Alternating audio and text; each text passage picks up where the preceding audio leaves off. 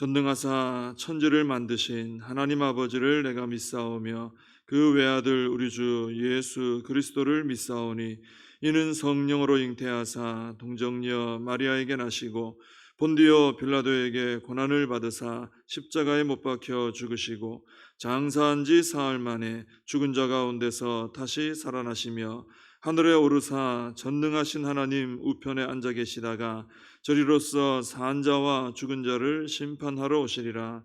성령을 믿사오며 거룩한 공회와 성도가 서로 교통하는 것과 죄를 사하여 주시는 것과 몸이 다시 사는 것과 영원히 사는 것을 믿사옵나이다. 아멘. 사도행전 23장입니다. 사도행전 23장 12절부터 30절까지 말씀을 보시겠습니다. 사도행전 23장 12절에서 30절 말씀입니다. 제가 봉독해 드리겠습니다. 날이 새매 유대인들이 당을 지어 맹세하되 바울을 죽이기 전에는 먹지도 아니하고 마시지도 아니하겠다 하고 이같이 동맹한 자가 40여 명이더라. 대제사장들과 장로들에게 가서 말하되 우리가 바울을 죽이기 전에는 아무것도 먹지 않기로 굳게 맹세하였으니 이제 너희는 그의 사실을 더 자세히 물어보려는 척하면서 공회와 함께 천부장에게 청하여 바울을 너희에게로 데리고 내려오게 하라. 우리는 그가 가까이 오기 전에 죽이기로 준비하였노라 하더니 바울의 생질이 그들이 매복하여 있다 함을 듣고 와서 영내에 들어가 바울에게 알린지라. 바울이 한 백부장을 청하여 이르되 이 청년을 천부장에게로 인도하라. 그에게 무슨 할 말이 있다 하니 천부장에게로 데리고 가서 이르되 죄수 바울이 나를 불러 이 청년이 당신께 할 말이 있다 하여 데리고 가기를 청하더이다 하매 천부장이 그의 손을 잡고 물러가서 조용히 묻되 내게 할 말이 무엇이냐.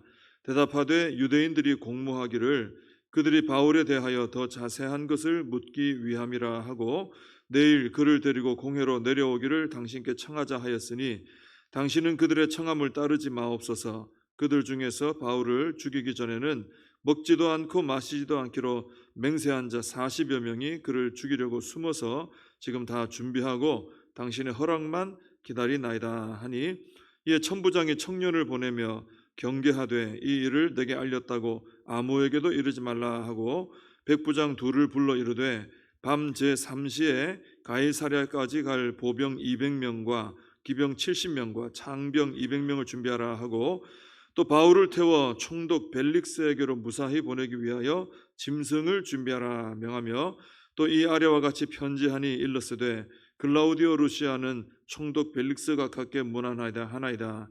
이 사람이 유대인들에게 잡혀 죽게 된 것을 내가 로마 사람인 줄 들어 알고 군대를 거느리고 가서 구원하여다가 유대인들이 무슨 일로 그를 고발하는지 알고자 하여 그들의 공회로 데리고 내려갔더니 고발하는 것이 그들의 율법 문제에 관한 것뿐이요 한 가지도 죽이거나 결박할 사유가 없음을 발견하였나이다. 그러나 이 사람을 해하려는 관계가 있다고 누가 내게 알려주기로 곧 당신께로 보내며 또 고발하는 사람들도 당신 앞에서 그에 대하여 말하라 하였나이다 하였더라. 아멘. 사도 바울이 모든 사역을 마치고 예루살렘에 들어온 이후에 유대인들로 인해서 계속해서 참 힘든 시간들을 보내고 있습니다. 처음에는 유대인들의 소동으로 말미암아 이제 맞아 죽을 뻔했는데 천부장에 의해서 구출이 되었고요. 또 천부장이 공회를 소집해서 이 바울이 무슨 죄가 있는가 알아보자 하던 중에 재판 중에 이 사두개인들과 바리새인들이 이제 다툼으로 인해서 서로 나눠졌죠. 이 바울의 한마디 말로 나눠져가지고 막 싸웠습니다. 그러면서 서로 막 바울을 끌어당기고 찢겨서 죽을 이런 어떤 위기에 놓였습니다. 그때도 또 천부장의 도움으로 빠져나왔습니다. 이제 그러던 중에 이제 오늘 본문 바로 앞에 11절에 보시면은 그날 밤 주님께서 바울에게 담대하라 하시면서 너 예루살렘에서 나를 증언한 것 같이 로마에서도 전해야 한다 이 말씀을 해주셨어요. 자, 이게 이제 지난번까지 보신 말씀인데 자 11절에 나오는 이 주님의 말씀만 놓고 보면은 어떤 마음이 듭니까? 바울이 로마에 가기까지는 일단 로마에 가기까지는 안전하게 지켜지겠구나. 주님이 너 가서 로마서도 한다 그랬으니까 로마에서도 나를 증언한다 했으니까 그때까지는 지켜주시겠구나. 목숨이 위태롭진 않겠구나. 이런 생각을 우리가 하게 됩니다. 그런데 이런 생각을 깨뜨리는 일이 바로 다음 12절에 일어납니다. 그 다음 날이 됐는데 아침에 40여 명의 유대인들이 당을 지어가지고 이 맹세를 했는데 바울을 죽이기 전에는 우리가 먹지도 않고 마시지도 않겠다. 엄청난 결단이죠. 그러면서 오직 바울을 죽이려고 하는 결사대가 만들어진 거예요. 이거 하나만을 위해서 결사단이 만들어졌습니다. 그리고 이 사람들은 대제사장을 찾아가서 작전을 이제 구체적으로 세웁니다. 당신들이 천부장을 찾아가서 우리가 바울에 대해서 좀 더 자세히 좀 알아보려고 하니까 바울을 좀 내주시오 하고 거짓말하고 데리고 나오면은 오는 길에 우리가 바울을 죽이겠다. 이런 계획을 이제 대제사장들하고 이제 서로 계획을 나눈 것이죠. 자, 주님께서는 로마에서도 복음을 전하리라 하셨는데 그래서 로마까지는 뭐 안전하겠구나 우리가 그렇게 생각했는데 현실은 어떻습니까? 바울이 당장 오늘이라도 죽게 될 것처럼 현실은 돌아갑니다. 하나님 말씀은 안 죽을 것 같아요. 근데 현실은 곧 죽을 것 같아요. 자, 이렇게 되면은 주님의 그 약속이나 말씀에 대해서 믿음이 흔들릴 수도 있다는 것이죠. 분명히 그런 말씀이 있었는데 약속이 있었는데 내게 사명 주셨는데 내 상황은 그게 도저히 안 되게끔 돌아가거든요. 그러면 흔들릴 수 있다는 겁니다. 우리도 그럴 때가 있거든요. 말씀 붙들고 살아가야 되겠다. 믿음으로 살아야 되겠다. 사명 잘 감당해야지. 이런 좋은 결단을 할 때 나를 둘러싼 상황들이 돌아가는 걸 보면은 안 되겠는데 이런 생각 들 때가 있다는 것입니다. 지금 아직은 안 되겠구나. 그래서 많은 분들이 지금은 아닙니다. 지금 못 하겠습니다. 이렇게 되는 것이죠. 근데 바울에게도 그런 일이 생긴 겁니다.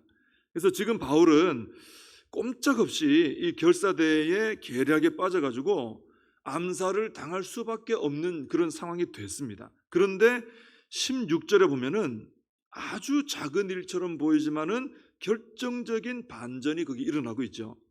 바울의 생질이 그들이 매복하여 있다 함을 듣고 와서 영내에 들어가 바울에게 알린지라. 이 한마디가 나옵니다. 우리가 그동안 쭉 이제 바울에 대한 이야기를 쭉 읽어오고 살펴봤지만은 바울에게 생질이 있다. 처음 듣는 얘기예요. 그죠? 나오지 않았습니다. 그리고 이 사람은 여기에 이름조차도 나오지 않습니다. 그러니까 이 바울의 생질이라는 사람은 어떤 영화나 드라마로 치면은 사람들이 영화 다 끝나도 그 사람이 나왔는지 안 나왔는지도 모를 정도의 아주 잠깐 지나가는 단역이에요. 단역. 누구도 모르는 사람입니다. 근데 이 바울의 생질로 인해 유대인 결사대와 공회와 이 모든 예루살렘 지도자들의 이 작전, 이 비밀 작전은 수포로 돌아간 거예요. 안 되는 거예요. 결국 이게 실패하고 마는 것입니다. 이 한 사람으로 인해서 결국 이 바울의 생질이 바울에게 이 사실을 알리고요, 바울이 백부장에게 알리고 백부장이 바울의 생질을 데리고 천부장에게 가서 모든 것을 알려고, 그래서 이제 천부장이 아주 대대적인 바울 이송 작전을 세워가지고 총독 벨릭스에게 보낼 준비를 하게 됩니다. 그리고 나중에 뒤에 나오지만은 편지까지 써가지고 바울을 이제 보내게 되는 거죠. 자, 겉으로 볼 때는 바울의 생질이 적들의 작전을 엿듣고 천부장에게 알려가지고 천부장이 모든 일을 처리하는 것처럼 보이죠. 그렇게 보입니다. 근데 사실 이것은 천부장이 한 것이 아니라 보이지 않는 우리 하나님의 손이 바울을 도와주신 겁니다. 이 겉으로는 사람들이 왔다 갔다 하지만 하나님의 손이 움직인 거죠. 하나님께서 약속하신 대로 이루어 가시는 것이죠. 하나님께서는 그래서 이제까지 등장하지도 않았던 바울의 생질, 이름도 없는 이 사람을 등장시키셔가지고 적들의 그 비밀 작전을 듣게 하십니다. 그리고 이 사실이 천부장에게 알려지게 해서 바울이 안전하게 이동할 수 있도록 하나님께서 다 움직여주고 계시는 거예요. 우리의 삶도 그렇습니다. 우리의 삶에도 눈으로 볼 수는 없지만 가장 강력한 하나님의 손이 내 삶에 역사하고 있다는 것입니다. 내 눈에 보이진 않아요. 근데 분명히 하나님의 능력의 손이 나를 위해 움직이고 있다. 이게 참 우리에게 감동이 되고 은혜가 되는 거죠.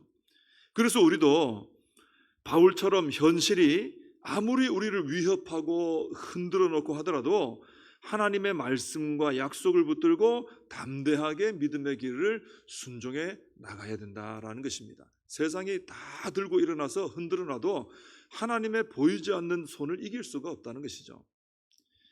이 바울을 죽이려고 결성된 이 결사단, 암살단이죠. 이 사람들의 존재는 바울에게는 굉장히 큰 위협이 됐을 거예요. 부담도 되고요. 이런 암살단이 없으면 좋은데 이게 왜 생겼을까? 이런 원망할 만한 일 아닙니까? 누군가 우리 성도님들을 내가 평생 당신 쫓아다니면서 당신 괴롭힐 거야, 누가 그런 말 한마디만 해도 얼마나 부담이 돼요. 살아가기가 싫을 거예요. 너무 힘들 거예요. 근데 나를 죽이려고 40명이 결사대, 그러니까 밥도 안 먹고 지금 나를 노려보고 있어요. 얼마나 이게 원망할 일이고 좌절할 일입니까? 근데 사실 결과는 어떻게 됩니까? 결국 이 암살단 때문에 바울은 더 빨리 더 안전하게 더 높은 사람을 만날 수 있게 됐습니다. 이 사람들 없었으면 안 되는 일이에요. 이 사람들 때문에 잘 된 거예요, 오히려. 그리고 바울은 이때까지 여행 다닐 때 배 안 타면 늘 걸어 다녔습니다. 그 먼 길을 막 걸어 다녔어요. 근데 이번에는 천부장이 바울이 타고 갈 짐승까지, 그게 어떤 짐승인지 모르지만 뭐 나귀나 이런 거겠죠, 다 준비시켰어요. 또 암살단은 40명 정도 돼요. 바울을 이송하는 일, 호송하는 일을 위해서는 보병이 200명, 기병이 70명, 창병이 100명, 370명이 준비됩니다. 40명 결사대하고는 비교가 안 되게 많아요.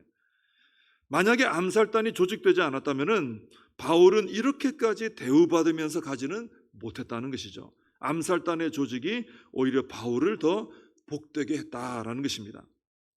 사람들은 그러죠. 왜 내 주위에 이런 사람들이 있는 걸까? 왜 나에게는 이런 일이 생기는 걸까? 이러면서 불평할 때가 참 많습니다. 근데 하나님께서 역사하시면은 내가 원망하는 바로 그 사람 때문에, 또 바로 그 일 때문에 내가 더 복된 경험을 하게 된다는 것이죠. 그게 하나님의 보이지 않는 손의 놀라운 능력입니다. 하나님께서는 이제까지 성경에 한 번도 등장하지 않았던, 이름도 안 나왔던 바울의 생지를 통해 이 놀라운 일을 시작을 하셨습니다. 우리가 깨달아야 하는 것은요, 우리 주변에는 암살단 같은 사람도 있어요. 근데 바울의 생질 같은 사람도 있다는 것입니다. 근데 더 놀라운 것은 둘 다 성격은 다르죠. 한쪽은 나를 죽이려고 하고 나에게 안 좋고, 한쪽은 나를 돕는 사람인데 둘 다 결과적으로는 나에게 안 좋은 사람은 아니다라는 거예요. 암살단 같은 사람들을 통해서도 하나님께서는 나에게 복을 주십니다. 바울의 생질 같은 사람을 통해서도 나의 문제를 해결해 주시고 나를 위험에서 건져 주신다는 거예요. 그래서 우리가 한 가지 오늘 이 말씀 통해 깨닫는 것은, 우리는 항상 모든 상황 속에서, 어떤 상황 속에 있더라도 합력하여 선을 이루실 하나님을 바라보고 하나님 의지하고 살아가야 된다라는 것입니다. 가장 우리가 믿고 의지할 것은 눈으로 보이진 않지만 믿음의 눈으로 보이는 하나님의 능력의 손, 그걸 붙들고 나갈 때 나에게 좋은 상황이든 안 좋은 상황이든 다 합력해서 나에게 복이 되어질 줄로 믿습니다. 기도하겠습니다. 하나님 아버지, 오늘 말씀을 보니 참 감사할 일밖에 없음을 고백합니다. 우리가 하나님의 자녀가 되어 살아가는 것 자체가, 구원받은 백성으로 살아가는 것 자체가 이미 감사한 제목인 줄로 믿습니다. 암살단이 조직되어 참 힘들겠다 했지만 그 암살단 때문에 더 안전하고 더 대우받으면서 더 높은 사람에게 빨리 갈 수 있게 됐습니다. 또 하나님, 어려운 문제 생겼을 때 이제까지 보이지도 않던 바울의 생지를 통해 하나님께서 구해 주셨습니다. 적들의 모든 계획이 수포로 돌아가게 만들어 주셨습니다. 바울의 주변에 많은 사람들이, 이런 사람도 있고 저런 사람도 있지만 결국 바울의 인생을 이끌어 가시는 것은 보이지 않는 하나님의 능력의 손인 것을 깨닫게 됩니다. 하나님, 저희들의 삶 속에도 하나님의 능력의 손이 늘 역사하는 줄로 믿습니다. 오늘 하루도 살아갈 때 우리 하나님의 그 능력의 손을 의지하며 살아가게 하시고, 불평하며 원망하며 좌절하며 사는 것이 아니라, 또 교만하게 사는 것이 아니라 오직 하나님의 능하신 손 아래 엎드려 믿음으로 의지하며 살아가는 복된 오늘 하루가 되게 하여 주시옵소서. 예수님의 이름으로 기도하옵나이다. 아멘. 주님과 주신 기도로 예배를 마칩니다. 하늘에 계신 우리 아버지여, 이름이 거룩히 여김을 받으시오며 나라의 임하옵시며 뜻이 하늘에서 이룬 것 같이 땅에서도 이루어지이다.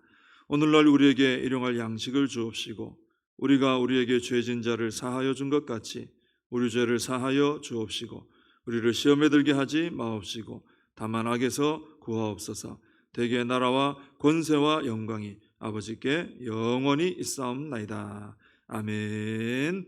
오늘 말씀 붙들고 함께 기도하시고 이 나라 민족을 위해서 기도하시고 우리 교회와 다음 세대 특별히 여름 사역을 위해서 우리 사명을 붙들고 함께 기도하겠습니다.